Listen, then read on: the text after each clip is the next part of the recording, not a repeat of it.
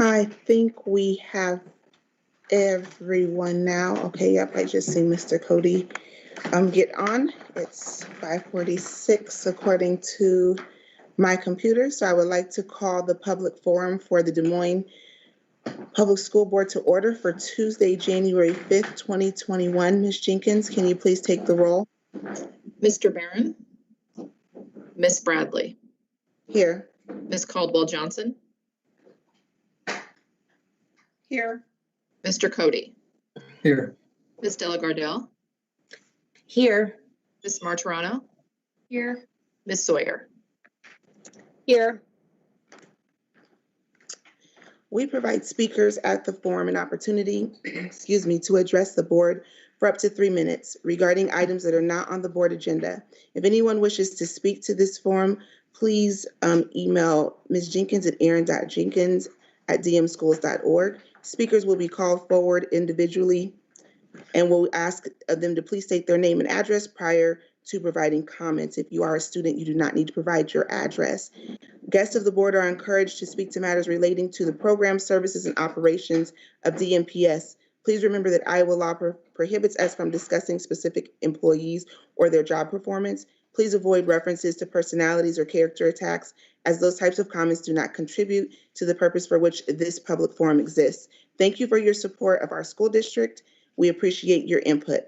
As a reminder to the board and public, this public forum is not a time for board engagement and discussion, as it is our obligation to discuss only matters posted in the public agenda for the sake of transparency and opportunity afforded to all community stakeholders. Matters requiring attention will receive appropriate staff and/or board follow-up at a time after the meeting. Ms. Jenkins, do we have any speakers? Yes, we do. The first one is Miss Joy Barleen. Hi, my name is Joy Barleen. My address is 4527 Waveland Court, Des Moines, Iowa, 50312. I am a mom of 3 kiddos in the district, and my twin boys both have Down syndrome and are on IEPs. I emailed earlier today in regards to the school district making the decision to turn snow days into virtual days, and I have some concerns about that in relationship to my boys. Virtual learning for them takes quite a bit of support. Right now they're receiving that support in school. They attend school all day, every day to get that support. It's not support I can provide them at home. And so I have asked the question not only to this forum, but also to my homeschool as to the plan for my boys. Them missing school days and missing time is not okay. So I would like that to be addressed. They need quite a bit of support. I mean, just taking the computers back and forth every day is something that we don't do right now because they get that support at home or at school. And I know it's not just my boys that are concerned about this. I know this affects a lot of kids across the district, a lot of families on a snowy school day. So wanted to pose those questions and ask that you guys address those. Also, COVID-19 recovery services, I had emailed a while back on that. COVID-19 recovery services is something that the state has created so that the school would provide makeup time for kids on IEPs who are falling behind due to COVID or have missed time or have a loss in services because of COVID. And of course, across our district, especially with being virtual so much of this year, there's quite a few kids who have lost time. And I have asked several times, and actually every IEP meeting, I've also helped some other parents advocate across the district for their kiddos. about how the district is going to make up some of this time that our kids have missed. We missed a quarter of the school year last year and didn't receive much support at the end of the school year last year, and have quite a bit to make up. My boys are in school. They've still had some time that they've missed the school year due to COVID, shortened days or being out early or whatever. And I would like the district to have a clear plan in place for making up that time. And yeah, I think that's all I have. Thank you. We also have Ms. Samantha Hernandez. Hello, I'm Samantha Hernandez. My address is 735 South Main Street, Cedar Grove, Wisconsin, 53013. I am the Des Moines Register's new education reporter, and I will be relocating to Iowa in the very near future. So eventually that address will change. And I just really wanted to say hello to the school board. In normal times, I would come to the board and say hi to everyone in person, but I thought this might be a faster way to just say hello, and that I'll be reaching out to each of you by email just to give you my phone number and hopefully set up a time to chat if you're willing. And then, yeah, that's basically it. And I hope that you're all doing well.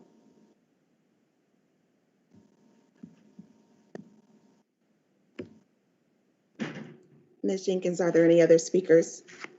We do not have any others signed up. Okay, Ms. Barleen, I hope I'm pronouncing your last name correctly. Thank you for your input.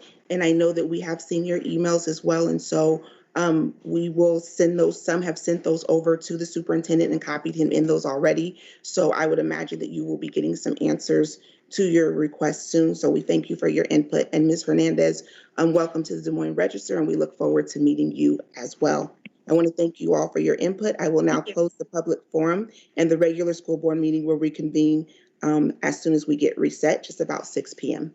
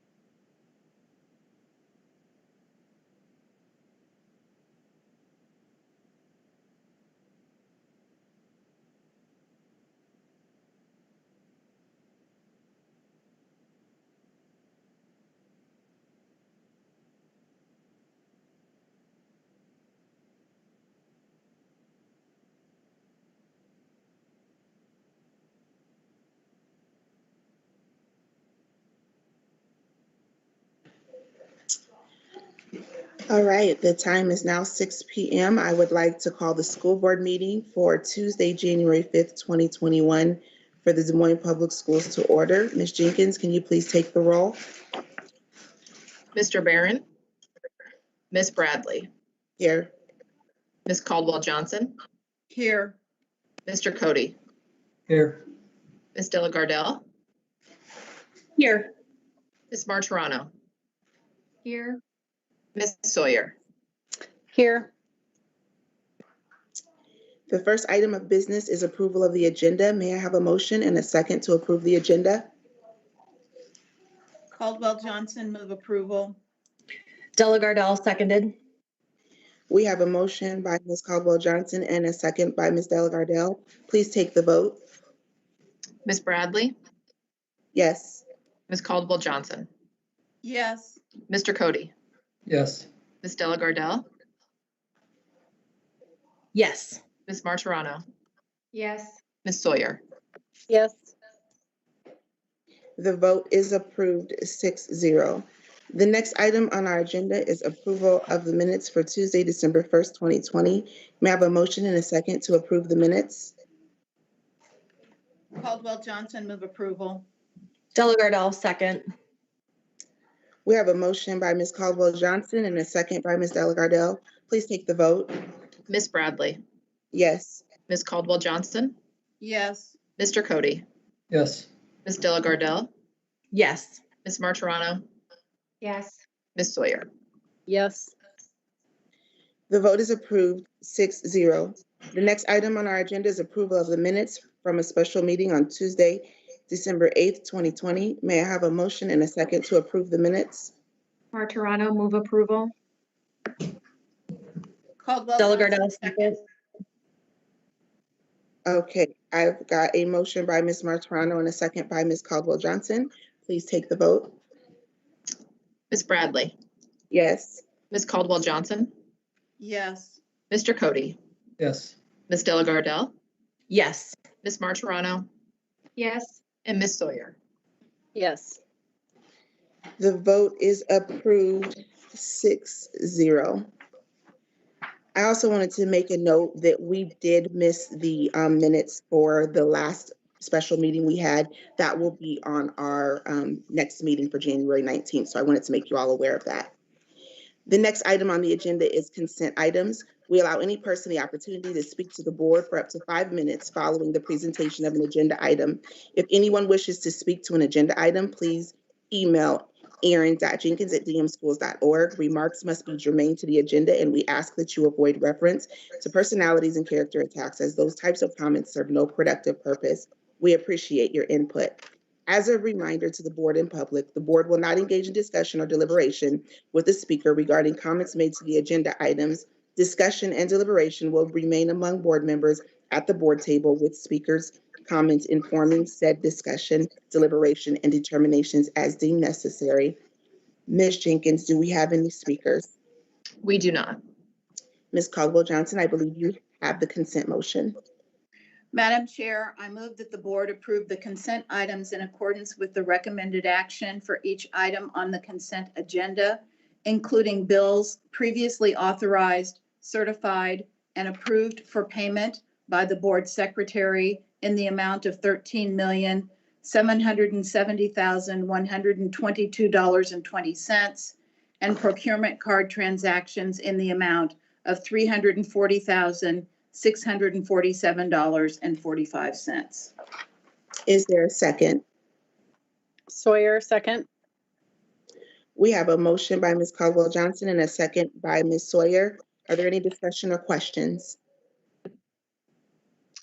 I have a question regarding item C7. Do we know when to expect results from that audit? There are actually a couple of different projects that the auditor's office is working on. This is actually a new process for them.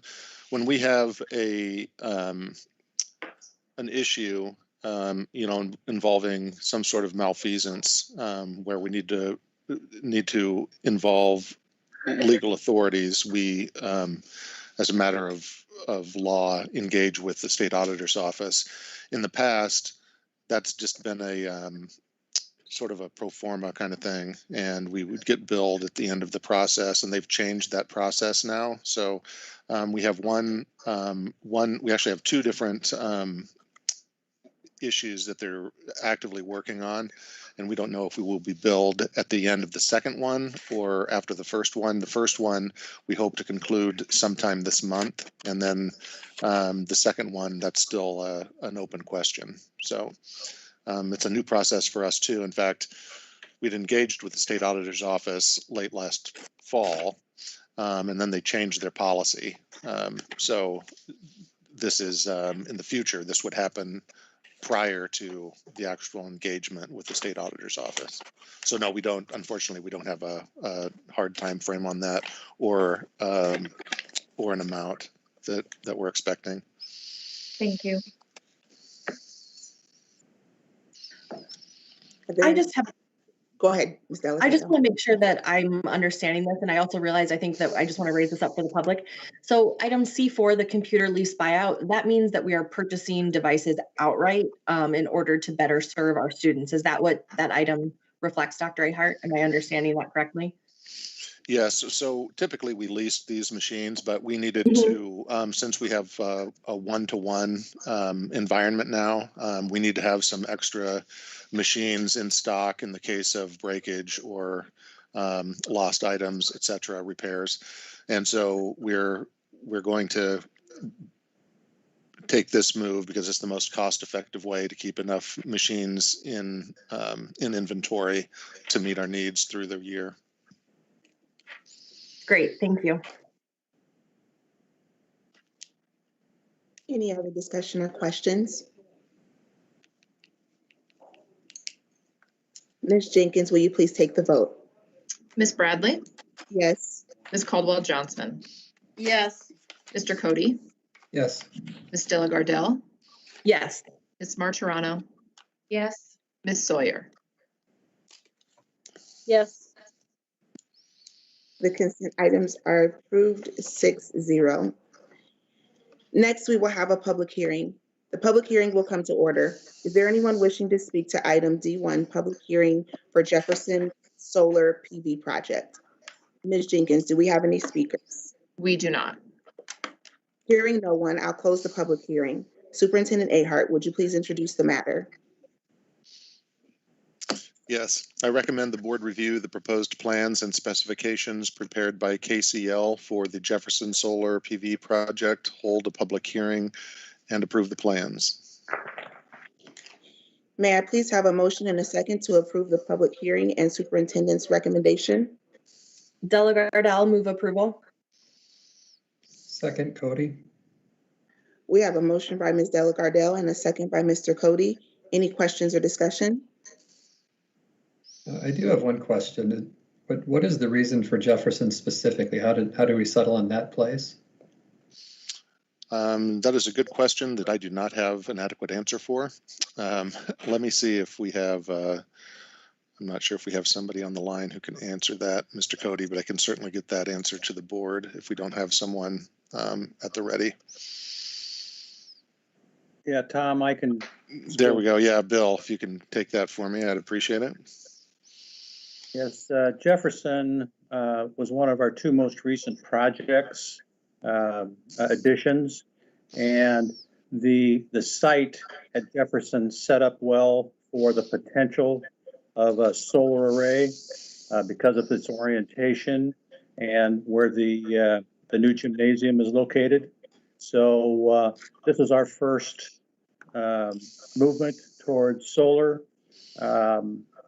And we hope that this works out for us, that we'll look at others in the future. Excellent, thank you. Do we have any other questions or discussion? Well, if you'll, I don't know what the correct word is, but I thought Mr. Good had retired, so it's nice to hear his voice again on the line answering our questions about all of our buildings, so. Right, hearing nothing further, Ms. Jenkins, will you please take the vote? Ms. Bradley, Yes. Ms. Caldwell Johnson, Yes. Mr. Cody, Yes. Ms. Della Gardell, Yes. Ms. Martirano, Yes. and Ms. Sawyer. Yes.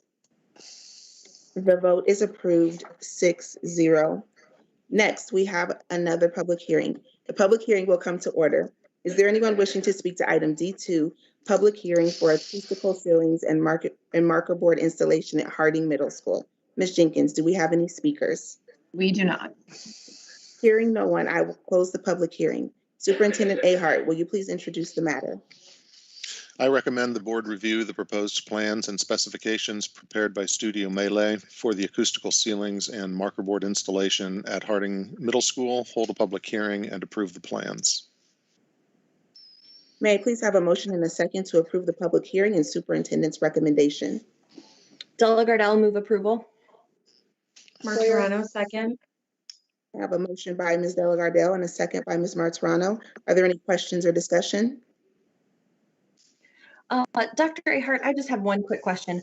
How many schools do we still have that aren't upgraded with marker boards and acoustical ceilings to help enhance that learning environment for our students and our teachers? Well, we have every school has been touched where the acoustic treatment on the ceilings is really based on a classroom by classroom and year of construction basis. And at Harding, for instance, the classrooms vary quite widely in size, and some of the larger classrooms, especially with the wood floors and hard ceilings, become a kind of echo chambers. So we sort of address those in consultation with building and teacher leadership in each school, trying to address identified problems as they arise. The marker boards, that's something that we're constantly installing and replacing as technology around marker boards, as odd as that sounds, gets better. They last longer, but some of the older ones get worn out and don't really work the way they're supposed to. So we're constantly replacing the older ones over time. What we try to do, if it makes sense, is to combine projects so we can get more competitive per unit installation charge. Yeah, and I know there are classrooms across the district, I believe, that still have chalkboards in them. Is that correct? Or no? Not many. Okay. Then that's kind of where my question was more related to is where are we at in terms of those? Because I know that those can be like allergy and asthma triggers for many of our students and teachers. So yeah, we have smart projectors in every classroom, which requires at least one whiteboard, and that's the standard. There are a handful that are still in existence that aren't really being used, but the general rule is the whiteboard. okay, thank you. Are there any other questions or discussion? Hearing none, Ms. Jenkins, will you please take the vote? Ms. Bradley, Yes. Ms. Caldwell Johnson, Yes. Mr. Cody, Yes. Ms. Delagardelle, Yes. Ms. Martirano, Yes. Ms. Sawyer. Yes. The vote is approved 6-0. Next, we have another public hearing. The public hearing will come to order. Is there anyone wishing to speak to item D3, public hearing for City of Des Moines easement agreement at Perkins Elementary? Ms. Jenkins, do we have any speakers? We do not. Hearing no one, I'll close the public hearing. Superintendent Ahart, will you please introduce the matter? Yes, I recommend the board approve granting a permanent easement and a temporary easement for construction-related activities to the City of Des Moines at Perkins Elementary School following a public hearing. May I please have a motion and a second to approve the public hearing and superintendent's recommendation? Martirano, move approval. Della Gardella, second. We have a motion by Ms. Martirano and a second by Ms. Delagardelle. Are there any questions or discussion? All right, Ms. Jenkins, please take the vote. Ms. Bradley, Yes. Ms. Caldwell Johnson, Yes. Mr. Cody, Yes. Ms. Delagardelle, Yes. Ms. Martirano, Yes. Ms. Sawyer. Yes. The vote is approved 6-0. Next item on our agenda is E1, Monitoring Report, Black Males Algebra. Superintendent Ahart, I have you introducing the matter, but would you like me to start with how we'll do this evening, or would you like to talk a little bit? Yeah, that would be fine, Madam Chair. Okay, we're going to do this a little bit differently. As many of you know, and for our community, we're in the process of making some changes in the way in which we do monitoring and how we have those conversations. And so this is really going to be our practice piece today. And board colleagues, as I was thinking about this, what I was wanting to do when I talked this over right before our meeting with Superintendent Ahart was just looking at this as a time for us to do some practice, but also making this a report that we table, that we do not put to a vote today, because I think we're still working out kind of the kinks of what do we want to see versus what we don't want to see. And I'd like to really have a conversation about looking at this report that you've seen. Are you seeing the pieces in it that you want? We are trying to give Tom and his team some directive toward this so we can really start to perfect this. So tonight I'm looking at this as being some practice where we start out just looking at this report, letting me know how you feel about it. If you're seeing what you want to see, I'll talk a little bit about what our monitoring process will start to look like going forward. And then we will open it up to questions that Tom and his team can answer. But I was just looking at this tonight as just something we can practice to move forward, that as we start having our work sessions, which are coming up in January and February, along with working with AJ moving forward, we'll be able to give some guidance to Tom and his team. So are there any objections to looking at our monitoring report in this way this evening? I have a question. So we won't take formal action. At what point will we take formal action on the report then? So depending on the feedback that is given back for this report and we table it, Dr. Ahart, when would you imagine that we could get this back? Could we get this back at the next meeting, or would it be our first meeting in February? Well, that's kind of the board's pleasure. What I would hope is that we arrive at some consensus on how we're going to move forward with these before we begin taking action on them. So if that's going to happen, I'm not sure what's going to transpire in work sessions prior to the meeting on the 19th, but we certainly could have it back on the 19th.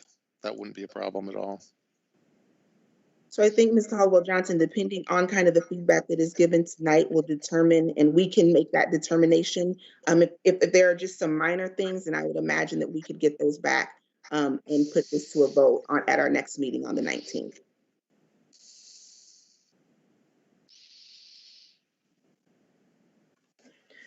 Would that be okay? Okay. Just wanted to make Madam Chair, I have a follow-up question then for that. Given that this is practice this evening and we'll need to have this conversation again, are we going to set ourselves any type of, like we're going to practice for X amount of time, or we're going to go through, I'm imagining you're going to ask questions in rounds similar to how we have prior. Are we going to do 2 rounds of questions, or just to kind of set ourselves some parameters, knowing we're going to revisit this so that 1, we can get good practice in, but 2, we're not kind of belaboring the process this evening? Yes. So for today, I'm going to have this, we're just going to ask questions when it comes time. What will happen, and what I wanted to do, since AJ is going to be coming and we're going to be practicing a couple of times in January and February, he'll really guide us through this process. What it will normally look like is we will have a few rounds of questions and we will go through the who, what, why, and how is what we'll do going forward. We won't do that piece of it tonight. Tonight, I'll just leave it open for you all to ask questions. But as we get that training and really practice it moving forward, so the next time we do this, Ms. Delagardelle, which will be, I believe, the next board meeting we have, we will move into that who, what, why, how, and going rounds and doing those questions. Okay, so are we leaving this open and unlimited this evening? I won't say unlimited this evening. We won't move in that route, but I will give board members some time to ask questions. So I'll kind of gauge it as we go. So that's probably not the best answer, but I think I'll gauge it as we go along with this, just to see where we're at. I know some colleagues have already lifted up some questions on this report and may want to raise 1 or 2 of those this evening to Dr. Ahart and his team. Okay, so could I suggest a friendly amendment to our process? Yes. Would it be possible to do an extended round of, instead of the 5 minutes, maybe offer board colleagues 7 or 8 minutes? And then after that, see how we're all kind of feeling about this process and feel like if we've got what we need to kind of know what we want out of the monitoring report, could we perhaps try that? Yes, so we can go rounds and you can give your input on what you feel about this report. And then after we get those inputs, then we'll go back and do a round if you want to start asking questions. So let's start with the monitoring report itself, if that works. We'll go rounds. I'll have Ms. Jenkins just go in roll call order, not starting with me, but go in roll call order. And what I'll do is, just having looked at the report, I would ask if you would give any input on, is this giving you what you would want to see in our reports going forward? And so if we proceed in that way, Dr. Ahart, I think that's how we'll proceed. And then we can just start getting the input on the front end and do the questions on the back end. Will that be fine? No, that's fine. I just wanted to offer that to kind of save ourselves some time this evening. No, so since we'll be back to this report again. I appreciate it. Thank you. So Ms. Jenkins, I'll just have you go in roll call order, and I'm now just asking for input on the report. Things that you see that you like, things you don't see that you would like to see, and we'll start with that. Ms. Caldwell Johnson. I don't know that I have any specific questions immediately. I might come back around, but nothing just right away that I'd be willing to lift up at this point. Mr. Cody. I guess I'm just a little confused here. So we're taking questions on the report itself and how it's formatted? Not questions, really. I'm not asking you to give me any questions right now, Mr. Cody. What I'm just trying to see the layout of the report in which we have it, because it is different than what we've seen, a little bit different than what we've seen before. My question is, are you okay with the way in which we have this? Is there anything on this report missing that you would like to see, or is there anything about the report that you like? So I'm trying to get that input first, Yep. and then our next round will be questions. Okay. Yeah. I mean, it's hard to know what's not there until we go through an actual discussion on it, but to my eye, it looks pretty good so far. Okay, great. Ms. Delagardelle. Yeah, I have just a couple things. The first thing is I think anytime we have like a no data update, I think it would be helpful to the public and to the board, just as a reminder of, why. Maybe it's because we haven't met, we haven't had winter testing yet, which is my inference. From my classroom experience, but I think it might be helpful to just have that reminder of, even if it's just a little asterisk at the bottom that reminds the public why, because otherwise I can see a board colleague perhaps asking that question each time we have a report that happens. And then I think this might be just like the way that the progress measure is worded, and I don't know if it's possible to update this, but where it says on, where was it? Progress monitor 3B and also 3A and 3C, where it says not at risk. The part that confuses me is that so 0 out of our 10 schools have met their target, and that plus the percentage at risk. Maybe this is just me getting used to it because this is a new way of doing it, but that part seems like I have to kind of think through a couple steps on that, and I can't really offer much in terms of what would improve that or make that better. So maybe board colleagues, maybe that's not a problem for anyone else, and that's just my brain needing to get used to the new monitoring reports.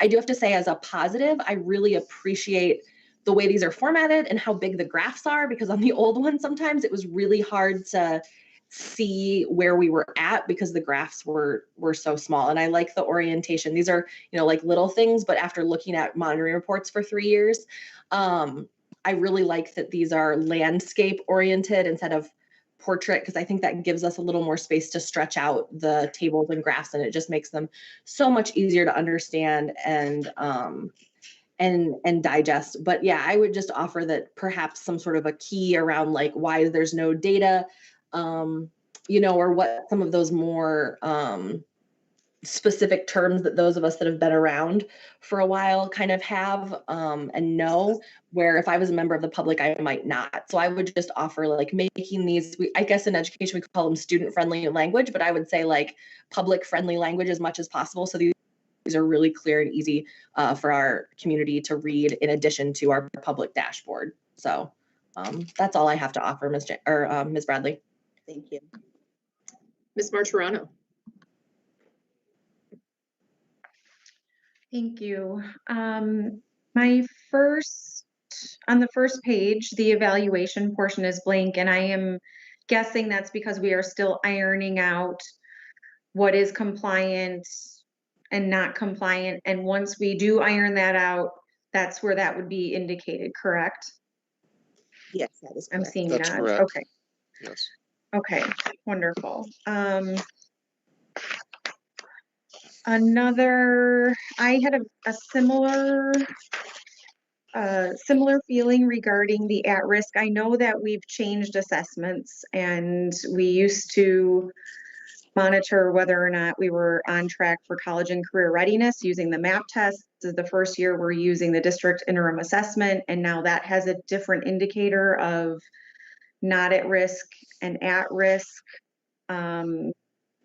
I too felt it was not as clear as it could be when we are outlining, especially on the very last page in section 3A through C, the students, it says students meeting and then students not meeting. And in the previous language we were using, the previous graphs were using students not at risk and students at risk. So I think just ironing out some of the nomenclature that we're using so it's consistent and we understand that perhaps the students that are in the not meeting section are more than one group of students. I'm assuming it's both students that are kind of in that center area, and I would need to go back to the cut points are, I think, slight to no risk, I think is that center level. So I'm guessing the slight to no risk and the not at risk are chunked together into that students not meeting portion. Is that correct? Yes. Okay. So yeah, I think just clarification around that moving forward.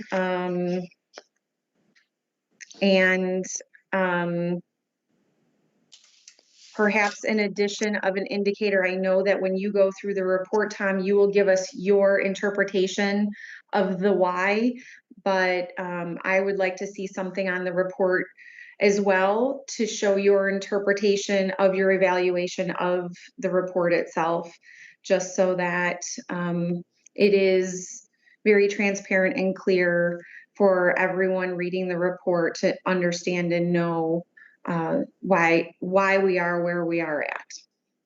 Those would be my recommendations. Thank you. Ms. Sawyer. Thank you. I will say, so for board colleagues, you may know that it was Dwana, Kim, and I who are on the small group of spearheading this work of getting us grounded back into student outcomes focused governance. And so we were the three who worked with Tom and his team on pulling together this draft. And so I will tell you, it is very nice to look at this in comparison to now have to transition between a report as well as a PowerPoint presentation. So it's nice to have everything in front of me. Yeah, and I would go back to, if we go back to like the progress monitoring, kind of our little cheat sheet that we've used with AJ and he has sent to us. And I know, Dwana, you had sent that out prior to this meeting, but even if we walk through those first 4 questions of whether or not we accept a report. And so just making sure we can answer all of that information in this report. And I would say that I think we had a conversation when our small work group met, and I don't believe we even came to conclusion on that. So that would be the one thing, is just making sure the report does carry all of that information. So understanding what the superintendent's evaluation of the performance would be, and showing the documentation and evidence that if we are not at target, that what the superintendent's, any kind of expectations for needed next steps would be included in this as well. And then I'm trying to think if there's anything to add beyond what has already been discussed. I don't have anything beyond that, but work in progress, and I'm excited about moving this forward. Thank you. All right, thank you, Ms. Sawyer. And what we'll do now is we've got the input, which I thank you all for giving that to Dr. Ahart and his team. That will help as we're starting to move this thing forward. What I'd like to do now is just go in order and have you start asking questions. So give you some time to just ask questions off of the monitoring report, whether you want to uplift some questions that you've already sent to Dr. Ahart, or some things have come to you just as you're looking over the report now, or something that you didn't catch before. So I'd like to open that up now for questions for Dr. Ahart and his team. Ms. Caldwell Johnson.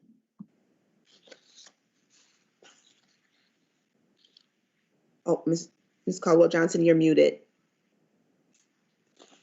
I have a couple of just general observations, and then I do have just a couple of questions. So I would echo what my colleague said, just generally around the formatting.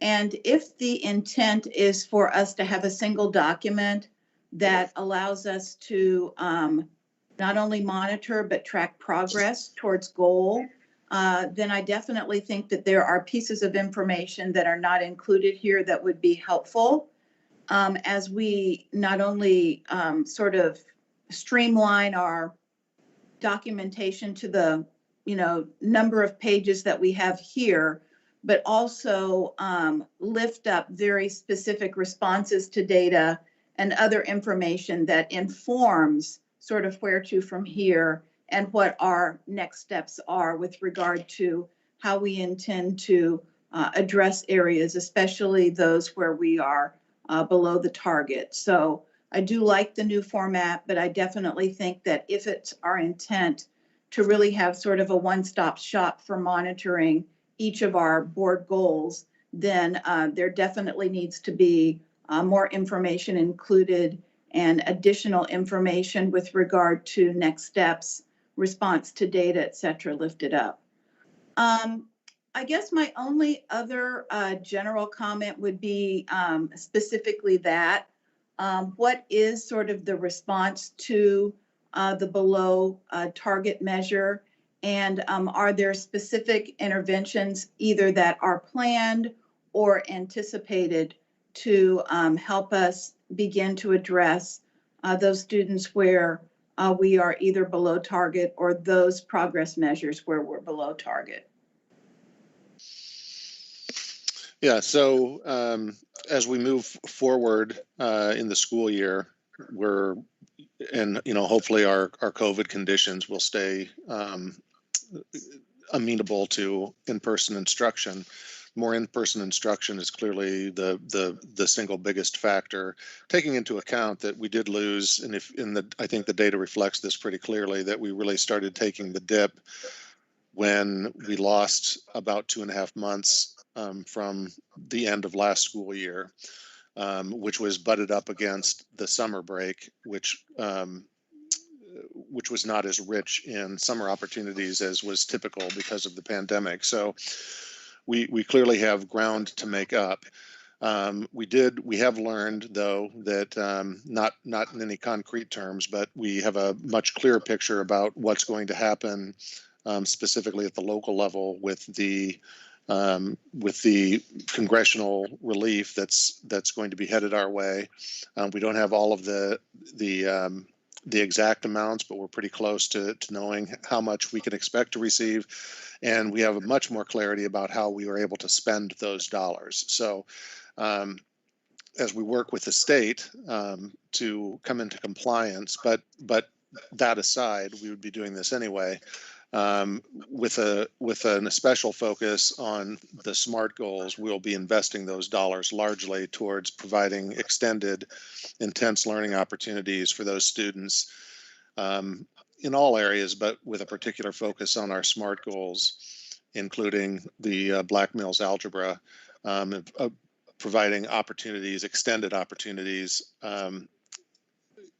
starting possibly as early as spring break, but certainly once the regular school year concludes, to get as many of our folks caught up to where we would expect them to be at the end.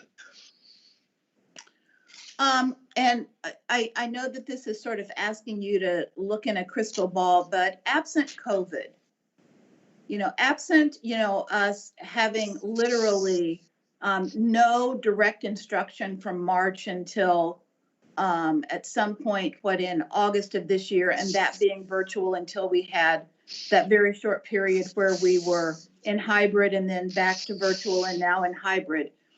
Absent those things, is there anything promising about this data? If we were just to sort of wipe all of that away and really look at where we were and where we were projected to be, is there anything that you would see as promising with regard to where you thought we would be at this point? I think the single most, and just one other little note I'll add, that 2.5 month roughly interruption in instruction from the middle of March through the end of the year, combined with a pandemic-ridden summer and a delayed start to the school year. If you remember, we started school about 2 weeks later than normal this year, so we've had less instruction time in any modality at this time than we would have in a normal year. The single most encouraging sign, I think, is that we are making steady progress in kind of the gatekeeper of being able to be successful on this goal, and that is having more of our students algebra ready at 8th grade and 9th grade so that they can be successful in completing algebra. So that's one thing that is really a system-wide effort. So we're looking back through all of the grades with I guess a more particular focus at middle school and ensuring that we have students actually ready to take algebra by 9th grade if they weren't ready in 8th grade. And we were making very good progress in that regard. And so I'm very hopeful with that because I think the system is moving in the right direction for us to pick back up and accelerate progress again. My only other question, and this is my final one, really sort of goes to summer. And I know that you indicated that we may have some opportunity with federal dollars to do some additional support and learning for students. I know that we can't require anything of our students in the summer, but I do wonder if there's a way that we can be targeted and specific in students that we identify as needing additional support in order to begin to move the needle on this particular goal. Actually, I think we do have some levers that we can pull. Nothing I want to share publicly right now, but I will be sharing with board leadership tomorrow my initial thoughts on that, and that will come to the board for discussion sometime in the near future. Because I do think while you're correct that we cannot compel students to partake in opportunities when the regular school year is concluded, I think we do have some ways that we can incent and encourage and be much more successful in having those students for whom we know need additional support to actually take advantage of those opportunities. Yeah, I would just offer, our organization does a fair amount of summer programming, and we're now doing programming even for high school students academically through our 21st century model. So if there's an opportunity for us to partner with the district, especially for middle and high school students who are in desperate need of additional support, I would be willing to serve as a guinea pig to leverage our organizational muscle and what we can do with our families to the benefit of our students and their academic achievement. Thank you for that, Ms. Caldwell-Johnson. Mr. Cody. Now, to be clear, this is what I can ask about stuff that's actually in the report. Okay. Thumbs up.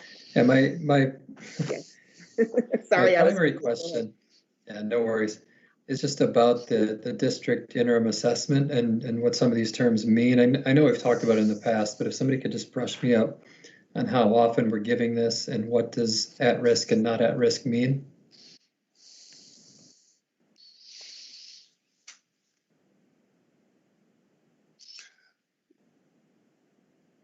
Yeah, I wonder, I don't know if Mary or Noel or Sarah can give a more specific technical explanation of that. I'm sure better than I could. This is Mary. I can quick. So the new assessment has 4 achievement levels. The lowest is at risk, which is getting 40% or less of the items correct. Then the next category is meeting benchmark. So I guess there's the next cut point is meeting benchmark, which is up to 80% correct. And then there's advanced, or I should say, I missed progressing in there. Sorry. I shouldn't talk without the sheet in front of me. So at risk is under 40%, and then progressing is 40% to 80%. Meeting benchmark is 80% to 90%, and advanced is 90% and higher. So the not at risk are the students that are getting 40% or more of the questions correct. And this is a very different theoretical approach from math, since it's not adaptive and it's all at grade level. So I don't know. I know there are some documents prepared. I don't know if you all had a chance to review them, but it's just these questions are much higher level. So that 40% or higher for not at risk might seem like a low bar, but it's a much higher expectation than our students have had in the past. Okay, yeah, and how often are we giving this? Oh yes, 3 times a year. Okay, so it's on that same map schedule, it's just a different. And Yes. is this, oh, sorry, go ahead. Yeah, and the only thing that's funny about this year is our terms for high school. Since we are cramming a semester of content into 1 quarter, so they took students who took algebra or their math or English course term 1 got the fall assessment in the first half of the first term, and then students who took their math or English course in the second term got their fall assessment that second half of the second term. And then we'll have students taking the winter assessment, depending on where their math and science or math and ELL course fall, right at the beginning and the end of their second term. So it's been an odd year for the high school data, because we're getting the data in like half at a time because of those funny terms. It's sure. hard for us to even wrap our heads around how we're gonna pull all this data together. So then I mean, in a typical year, is this also a computer-based assessment, or is it paper and pencil? How is it delivered? It's delivered over the computer. So students are accessing it right through their Canvas course, or the teacher sends them a link.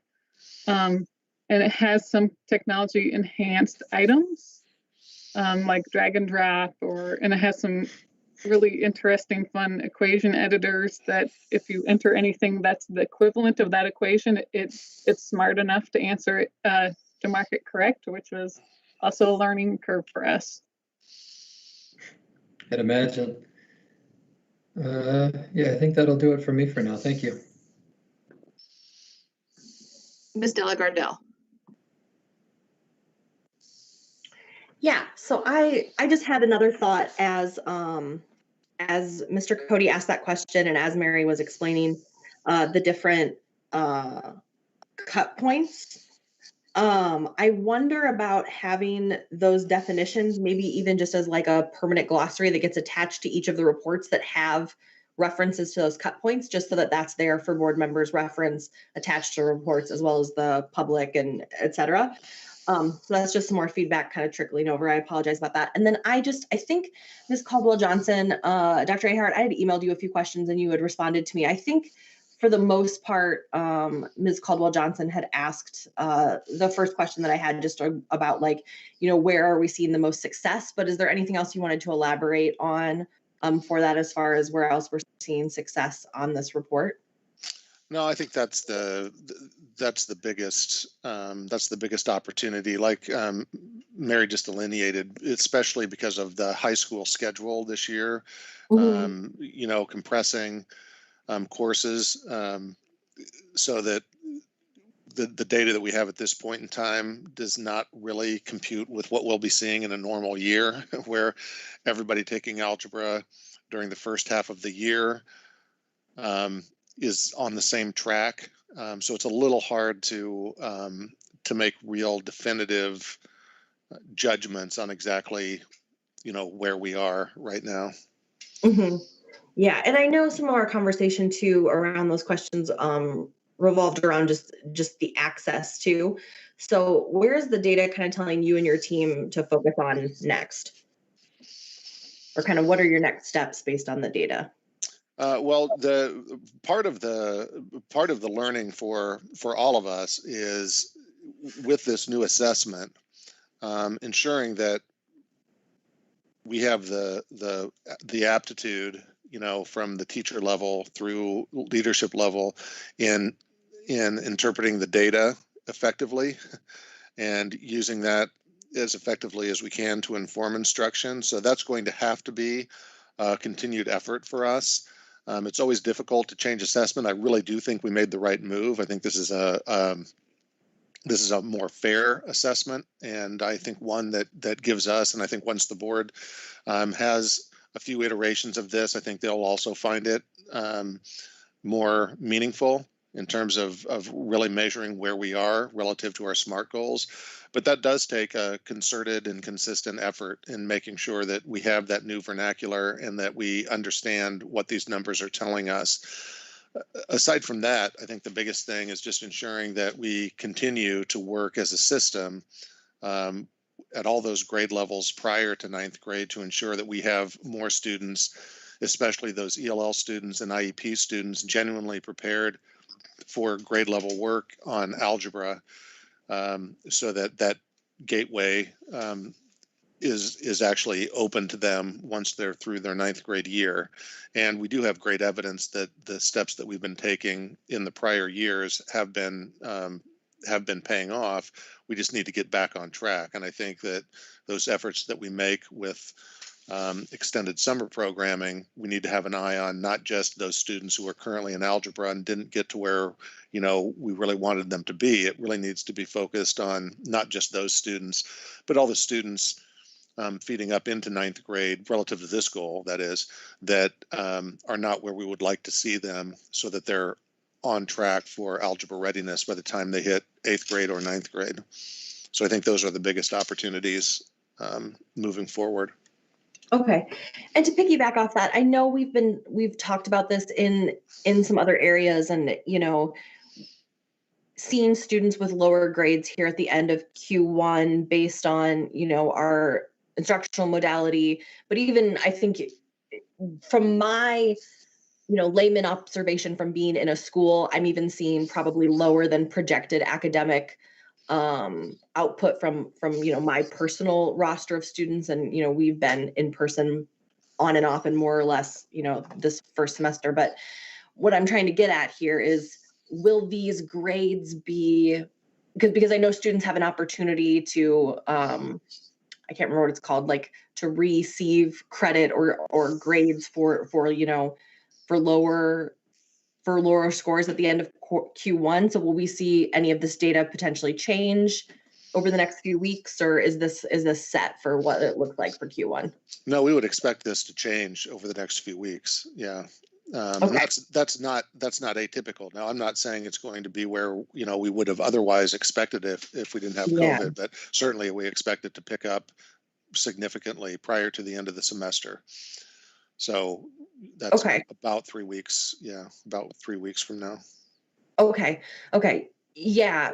Does your team, and maybe you don't have this like building level or, grade level data, do you have any projections for where we can expect this to be at the end of semester 1 based on our end of Q1? Are we going to see it stay stagnant? Like, will we be able to see it go up a little bit? Will we be up over 20%? What are you kind of predicting based on the data?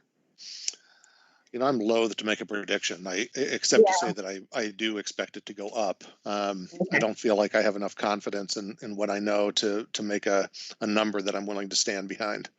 Yeah, no, that totally Good makes question, sense. but I just wasn't sure if we were going to make if we were thinking that we were on track to make forward progress at all this quarter, I guess was my Yeah, I do think we are. Okay, great. And then how can the board, help move this work forward? That's a great question. I think, mindset is so important for all of our students, but particularly with math, and particularly for those student groups for whom this has not been an area of success historically. And so, any forward-looking positive messaging, and it can be really small things, but they have a cumulative effect. So the more the board and our community can talk about the importance of having a mastery of algebra, basic mastery of algebra, and how much that opens doors to a whole host of other opportunities, not just as they matriculate through high school, but also into community college and college, and even non-college opportunities as well, as we become a much more technologically based job market. So, the more that we can talk about that as being the cool thing to do, the right thing to do, that we really are capable. It does take some effort, it does take some focus, but there are people who are particularly skilled, naturally gifted in mathematics, but it's something that everyone can learn, just as a language, a non-native language, is something that everyone can learn. Some of us can pick that up more quickly than others, and some of us have a little more of a struggle, because it is ultimately, a human-created language to talk about numerical concepts. So the more, just the more we can talk about that as having almost the equal importance as being a good reader. And it's really foundational to future success and future opportunities. And then, as we move forward, not to get buried in budget, but we have, for a number of reasons, some budget challenges. A lot of schools do. Ours arguably is more acute. Challenges are going to, continue to come to us from the budget perspective, and to continue to weigh the importance of this and our other SMART goals in the whole picture of what we're attempting to do as a district, and ensuring that we're ready to make those sometimes really difficult decisions to ensure that we're fueling our SMART goals appropriately. Yeah, I want to follow up a little bit on, I think, what we've called like math identity, or, in the past. And if that is something that we really think the board could be helpful in, Ms. Bradley, I would love to have a conversation offline with you or Dr. Ahart or whoever would be appropriate. I would love to help connect us with some folks in the community that could help with that messaging. I know through the process of running for my school board seat, I was able to meet with, some folks at some different unions, and they had even mentioned how important just that basic understanding for, those students who may want to go on to be electricians. Like, there's a lot of, fairly advanced college level math that goes into that. And, we don't always immediately have that perception of, folks who enter the trades, but I think we should, because more and more those are becoming more computer based. And so I just wonder about how can we create that sense around not only being a strong reader, which I think we could also do some messaging in our community around, but just that basic number identity and sense and confidence. So if there's an opportunity for the board to be more helpful to help create that across the community, I consider this me volunteering to help figure out how we could make that happen. So that's great. Thank you. Yes. Ms. Martorano? Thank you. In looking at the 6th, 7th, and 8th grade student achievement on this report, I'm a little bit concerned, and would like to hear your perspective on, with it being under 10% in all of those grade levels of our Black males, but even then looking at all of our students in 6th, 7th, and 8th grade, it appears as though we have, I don't even think we're above 70% of students meeting, or excuse me, we're over 70% on students not meeting rather. And I'd like to hear your perspective on, do we think it's the new assessment, and are we just kind of recalibrating where we're at with this new assessment? I know that there's new curriculum in place in some of the buildings. Yeah, part of it is definitely recalibrating. So this is, you know, we made the move to this assessment for good reason, but you never know exactly how that's going to play out. So we're trying to, you know, to digest that and figure out exactly what it's telling us. However, what I do know is especially at 6th grade, and this isn't just a math issue, and this is not just a Des Moines issue, we typically have, for various reasons, a drop off between 5th grade and 6th grade. And so working at that transition, I think, is really important. But I think probably the most important thing, and there is evidence that we have made progress in this regard, is really measuring, and having the SMART goal is actually hugely beneficial. So the board's doing really powerful work in this regard. What, you know, identifying, and then with the test, being able to measure, make sure that we're measuring that accurately, but making sure that we're aligned pre-K all the way through 9th grade, ensuring that we're locking in those necessary building blocks so that progress towards algebra readiness is being made year over year over year. So rather than just looking at, well, I covered what I needed to cover, am I setting my students up for success next year in those particular skills that are going to form that bridge to the next year, which ultimately, you know, hopefully by the end of 7th grade and at least by the end of 8th grade, the student is genuinely algebra ready. So we have evidence that we've been making progress there. We have to sort of recalibrate with what the new assessment is telling us, but that's, you know, that's where this really has to lie, and also instilling the thinking that you are preparing for something specific as you're doing your, you know, your math development through the elementary and middle school years.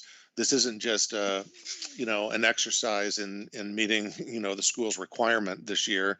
We actually have a longer term goal in place so that you actually are prepped for the opportunities that when you get there, you'll certainly want to take advantage of, and you won't be able to if you don't have those building blocks in place so that you can execute the mastery of algebra by the end of 9th grade. So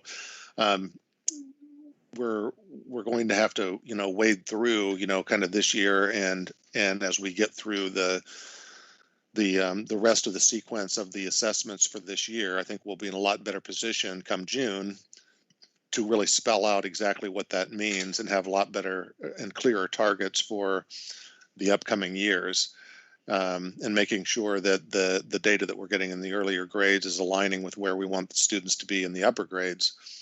But yeah, it certainly is not the level that we want to see. I don't think we can put a too much weight in where it is, but it's not that different, frankly, than what the map told us. You know, so it's still indicating that where we need to make progress is generally in the same places that we knew we needed to make progress in the last couple of years. How would you say, does this paint a similar picture to student achievement for those 6th, 7th, and 8th graders in their current math courses? Is it, would you say it's aligned to their current achievement or current in progress scores? And if you don't have that information, that's fine. I can come back to that. Yeah, I don't think I can give a good answer to that. I think probably by the end of the semester, you know, a week or so after the end of the semester, I could give a cleaner response to that. Okay. Okay. Um,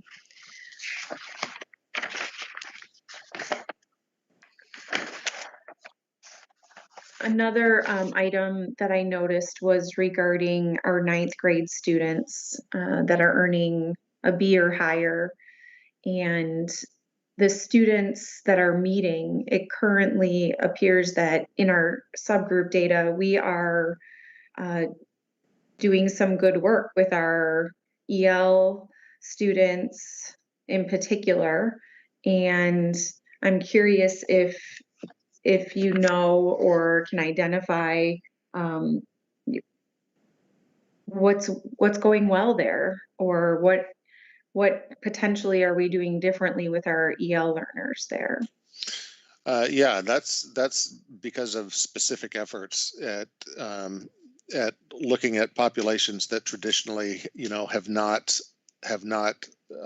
done well in algebra. And with ELL, one of the biggest issues has been access to grade level curriculum when language proficiency wasn't there.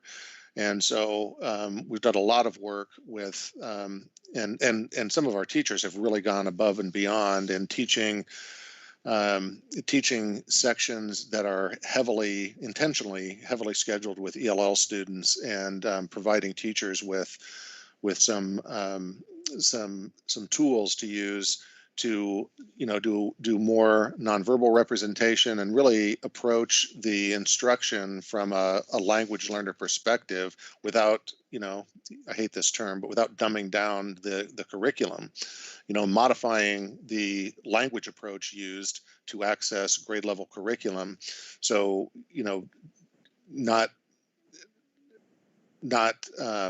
because a student isn't at grade level with their reading, writing, listening, and speaking skills in English, not making that require us to also not provide them grade level experiences in math and science, and in this case, obviously, math. So that's just been a focused effort by Pablo and his team in trying to really drill down to what are the barriers for the ELL students and what do we need to do specific to limited English proficient students to give them access to grade level curriculum outside of their English development. Okay, thank you. And then just one other note on the dashboards themselves for our SMART goal monitoring.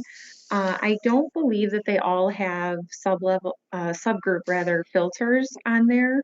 And so that's just another piece of feedback from before. If we potentially could move in the direction of having those filters available, that would be ideal. Okay. Thank you. Thank you.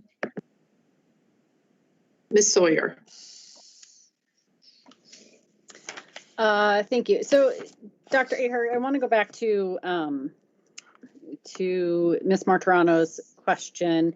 You had made the comment, and I'm trying to see if I'm paraphrasing this as best as I can. You had talked about, as a whole, that there were students that even prior to making changes that still we were not seeing progress. Am I? No, I wouldn't say not making progress. Okay. But the map data told, kind of painted a similar pattern. Okay. Where gaps, the gaps that we saw among various demographic groups are reflected in this data in much the same way that the map data demonstrated. Okay. And are those the groups that, who are those groups? Like, could you give us a picture of that? Is it the folks that you have identified in the data right now in the tables that are given to us? And yes. Okay, thank you. And so just kind of, one of the things that I will say that I do like about this report is that we can identify and look at kind of, numbers of buildings that are doing well or where they're meeting their benchmarks, and numbers of buildings where we just have some work to do. So kind of if you were to think through, like we could just go to the goal in general of a B or higher. And granted, these are also numbers that were reflected at the end of last year. So it's pretty, that was a challenging time when we ended the last year, but 1 out of 5 high schools were able to meet that B or higher. Is there anything that you can tell us about maybe what was happening in that one school or things that we could learn to duplicate in the other schools? I think, I don't think we can get that precise. I think there's a lot of variables there. A lot of it has to do with what's happening in the feeder middle schools that are feeding up into the high schools. One of the traps, and it's very easy to fall into, and I have to guard against this myself, is, if we're not seeing what we want to see at a high school with ninth graders in this case, where's what's the secret sauce that really gets us over the top? And a lot of that has to do with what happens in the schools where the students have matriculated prior to coming to that particular high school. Certainly as a principal, it became pretty evident to me over time what was happening in the elementary schools that fed my middle school, for instance. Mm-hmm. And so I think more important for us is figuring out how are we getting our students engaged in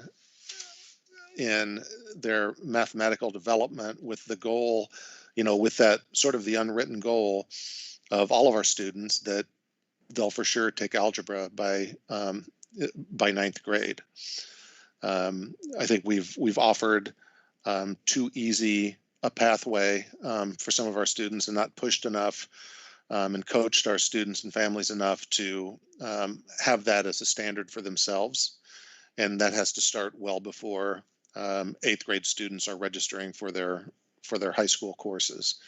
So we need to change the narrative across the system in terms of what are our real expectations for student achievement as it relates to math. And some of the communities that some of our middle schools serve are in a different place with that than some of the other communities that we serve. And so that's part of the work that I think our elementary and middle school staff are doing a great job of, is really locking into these board goals and recognizing what their part in helping us get there is. And a lot of that is instruction, but a lot of it, frankly, is what Ms. Delagardelle referenced earlier, is that, that identity as a capable mathematician, and that absolutely it's not unrealistic for almost all of our students to be successful at a B level or higher with algebra by the time they conclude their 9th grade year. And am I correct that we have new curriculum in the middle school level? Is that? Yes. Okay. Do we also have new curriculum at the elementary level?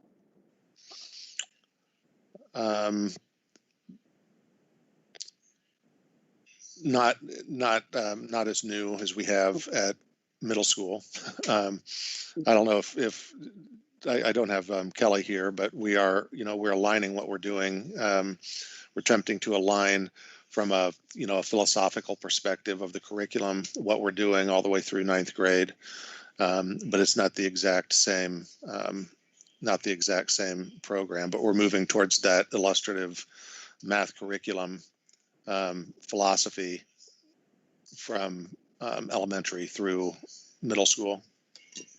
What makes you believe that like this curriculum is a strategy that's going to work, and how will you measure that? And we're also looking at a time that's being implemented at a new testing or a new assessment that's being given. So it's always, how are we making sure that is that the intervention that is going to be best? And I don't want to get into a discussion around let's change curriculum necessarily, but it's also implementing changes and making sure that we're not doing a whole bunch at the same time and we don't know if something really isn't working. Does that make sense? Yeah, it does. I think that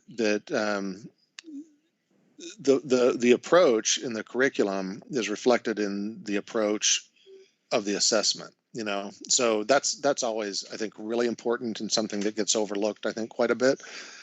I think the testing that we'll be doing, or that we are doing now, is a fairer way, as Mary had described, a fairer way to judge where we are relative to our grade level expectations, and that if we can be more consistent in the instructional approach for math as we progress through the system, I think that that's also more fair to our students, and certainly the research base behind our IM curriculum is very strong and would indicate that that we will see the benefits that we hope to see from it.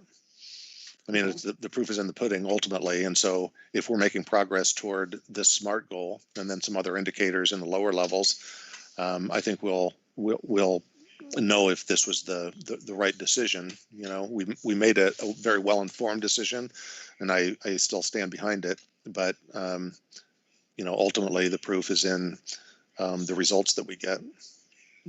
Okay. You had also earlier in the conversation mentioned summer programming or extending summer programming. Is that going to have budget implications that we need to be aware of, or how might we start thinking through that? Well, it's not going to have near the budget implications that I was concerned with prior to a couple of weeks ago. Monday, I learned quite a bit about what we could reasonably expect to see from the latest federal relief package, and that was very encouraging news. And so I'm actually extremely encouraged at what we're going to be able to undertake and provide for our students on an extended basis over the summer this year. Okay, good. I don't have any further questions at this time. Thank you.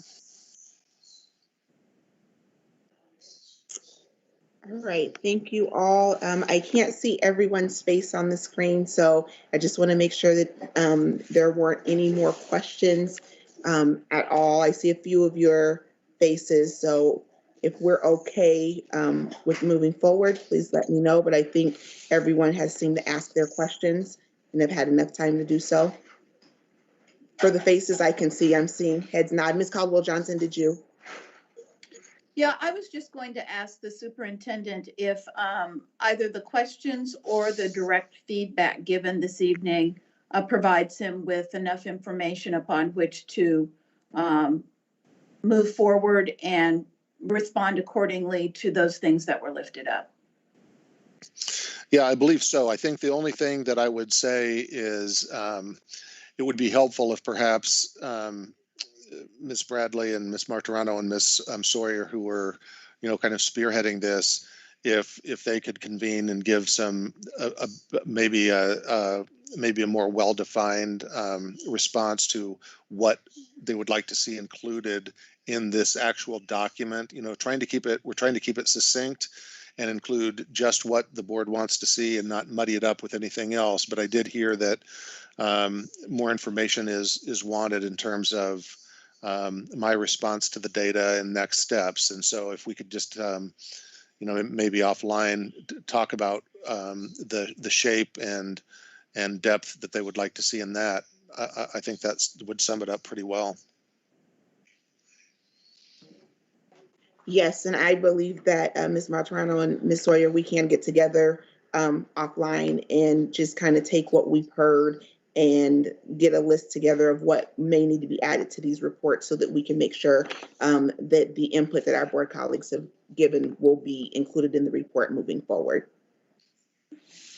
Okay, so we're not going to take any action on this report tonight. It is going to be tabled. We will provide that feedback back to Dr. Ahart and his team, and we will look to have another report come forward I'm going to say hopefully by our next meeting, January 19th, or at least by that first meeting in February. So I will communicate that to you all, board, about how we'll move forward with that, but hopefully we'll be able to get those changes to you as quickly as possible. Don't want to speak for Dr. Ahart and his team, but I think we will be able to get something together as soon as we can to make those necessary changes. Would now like to have your attention to the information only items. These items are for information only. They are preliminary plans for various school improvement programs, DMPS Foundation financial statements, and then management limitation 2.11 update is in there as well. Items of privilege. Next on the agenda, we have items of privilege. I would just like to start by saying first, Happy New Year to everyone. I would like to thank our staff for all of the hard work that they do in this district. And I know that last week the board had we had voted to send our staff back to school. And I would like everyone to know that is listening to this meeting that we will start meeting in person as a board moving forward for any of our future work sessions, any of our future board meetings. I had made the decision to wait until the 19th, not knowing how the vote would go and would take place that we took last week. So I do want to take ownership for the fact that we are not meeting in person today because of that, but moving forward, we will start as a board to meet in person. Myself and our vice chair, Rob Barron, we will be talking with Dr. Ahart tomorrow during agenda planning on how we move forward, and we'll be looking at some logistical things. And then board, I will be sending some communication to you this week as well. So I wanted to make sure that that our community knew and our staff know how we will be moving forward as a board. I also know that there is CLAT coming up this weekend, and I want to open this up for board members if you have anything to share. Ms. Sawyer, I think it's this Saturday the 9th, but I didn't want to speak out of term. So if you would like to share that information, that would be great. That is correct. Thank you. We, CLAD, if you're not aware, is a Community Legislative Action Team, and this is an opportunity to engage with our parents and community members and, really help them in understanding what the issues are within the district, but also to help advocate for education issues in general. And so we engage our local legislators during these events, and we're in virtual mode. So the event this Saturday will be via Zoom, but you can go to our Facebook page, which is DMPS Community Legislative Action Team. You should be able to find the event and link there. I know Erin was going to be getting the information up on board docs. So you can always check the website, and that should be there as well of how to register and get the Zoom link. It's 9 to 10:30. So just if you can join us, and it's an opportunity. I will tell you this week or this month's event, we will have Dr. Ahart, who will talk through SSA funding and kind of give us some just some nice information on what does SSA funding look like, especially if we look at some increases or we don't have increases. So look at some budgetary issues this month. So if you can join us, we would love for you to be there. Thank you. And do I have any other board colleagues that have any other information to share? Madam Chair, I would like to, if at all possible, maybe at our next meeting, to receive a report from the superintendent on his plans to transition personally and that of his staff back to their buildings according to what we're asking our teachers and other building level staff to do as well. Thank you, Ms. Caldwell Johnson. I have noted that, and I will make sure that we talk about that in our agenda planning, and we'll get that communication back to the board as well. Not hearing anything else from my board colleagues, Dr. Ahart, I will turn it over to you for the superintendent's report. Yeah, thank you. I would like to echo Ms. Bradley's comments. I want to thank our staff for making this the perhaps unanticipated transition back to hybrid learning on Monday the 4th. And I also just want to remind our entire community that while while we are back into hybrid instruction, and there's certainly lots of talk in the legislature about making some changes for what K-12 learning will look like for the remainder of the year, that COVID is still very much alive and well. So it's really important that all of us stay on our toes, do as much as we can to not share air with one another, to be washing our hands and wearing face masks and keeping physically distanced, because while testing levels were down over the last few weeks, and positivity was down, we're ticking back up and predicted to be at 15% by the end of this week again. So we're certainly not out of the woods, and we're trying to advocate with the state and Polk County to prioritize our instructional staff and all of our staff that have contact with the public and with our students to be more highly prioritized in terms of getting the vaccine, so that we can continue to move forward with more positive progress in instruction without pandemic-related interruptions.